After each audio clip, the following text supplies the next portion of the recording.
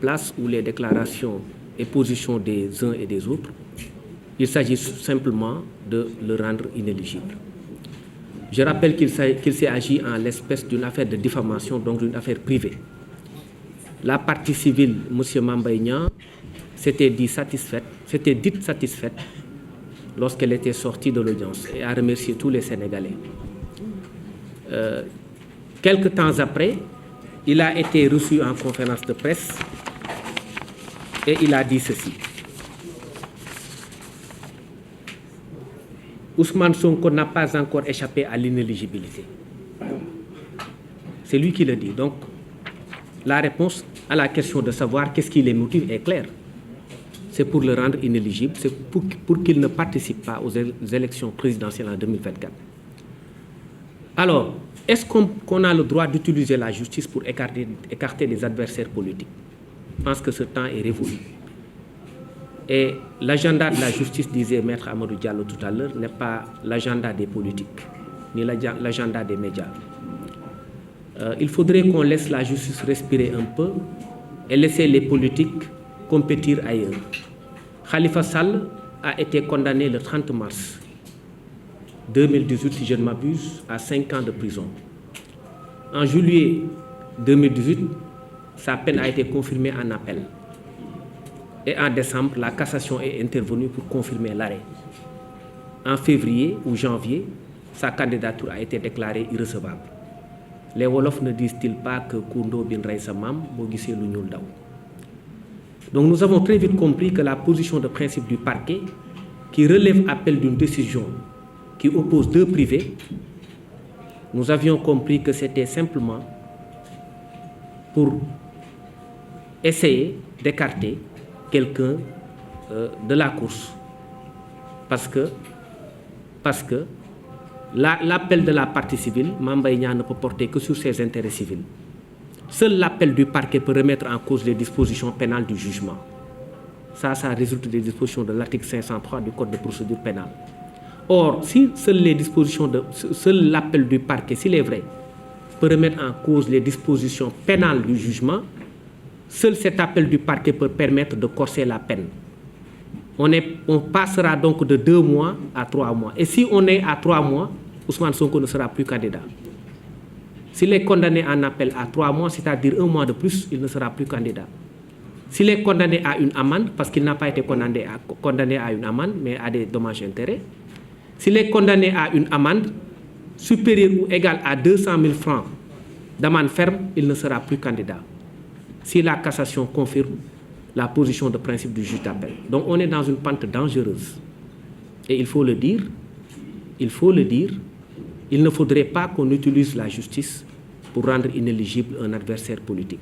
Il faudrait également qu'on respecte le calendrier judiciaire. Nous nous sommes amusés à revisiter le rôle, c'est-à-dire l'agenda des audiences ce matin de la Cour d'appel, et nous nous sommes rendus compte que les affaires évoquées à l'audience dataient de 2 ans ou 1 an. Rares sont les affaires qui sont évoquées cette année, ça n'existe presque pas, et enrôlées. Si ces affaires sont enrôlées, elles étaient évoquées en janvier, et donc elles ont été enrôlées 4 ou 5 mois plus tard. Or, si on respecte cela, ne serait-ce que par rapport au principe de l'enrôlement normal des dossiers, personne ne peut avoir le temps d'invalider une candidature. Donc, gérons les dossiers normalement, gérons les choses normalement. Nous ne sommes pas contre le principe d'une justice, mais nous voulons une justice qui soit rendue dans les règles de l'art, hors la vue des politiques. Parce que c'est impressionnant la vitesse avec laquelle Khalifa Sall a été éliminé en tant que potentiel candidat à une élection présidentielle, que cette même logique doit se reproduire. Et donc, il y a fort à craindre que dans les meilleurs délais, l'appel soit enrôlé, que la peine ne soit aggravée et que la cassation ne confirme cela pour qu'en définitive, le président Ousmane Sonko ne soit pas candidat à la compétition électorale de 2024. Il y a un fait majeur également qu'on voudrait dénoncer, on l'a dit, la question des barricades. Mais n'êtes-vous pas choqué par le fait qu'on puisse briser la vitre d'un véhicule, d'une personne, pour l'extirper de force et l'amener au tribunal? Parce que c'est comme si on n'avait plus une certaine capacité d'indignation, mais c'est des faits extrêmement graves. Quelqu'un qui se rend au tribunal, vous accordez vous-même la liberté de briser sa vitre, de le faire sortir de force et de l'amener à comparaître au tribunal pour un dossier de droit commun de diffamation, sans mandat d'un juge, sans ordre de quelque autorité judiciaire que ce soit, et vous vous permettez ensuite de barricader son domicile et de l'empêcher d'exercer sa liberté d'aller et de venir. Et cela ne se passe qu'au Sénégal.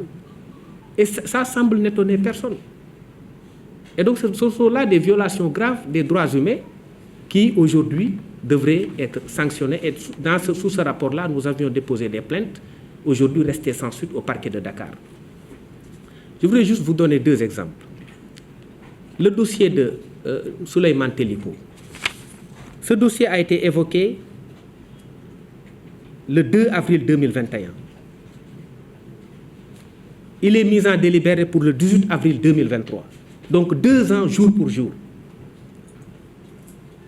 Le dossier de Barthélémy Diaz, il est pendant depuis presque 10 ans ou plus. Alors pourquoi veut-on? Parce que simplement on veut écarter un adversaire politique de la part de la partie civile, faire accélérer les choses, dans quelques mois, 1 mois ou 2 mois, juger l'affaire, dans 3 mois, 4 mois, juger l'affaire en cassation, appel, cassation, élimination. Mais si on laisse passer cela, mais on sera peut-être indolent vis-à-vis d'une certaine violence qu'on veut exercer au cœur du droit. Ce n'est pas tolérable. Et donc, je pense que tout a été dit par mes excellents confrères. Pour le reste, j'ai essayé un peu de résumer les choses. Je pense qu'on peut ouvrir les questions. On peut en prendre 3 pour vous permettre d'aller observer la coupure du jeûne. Merci.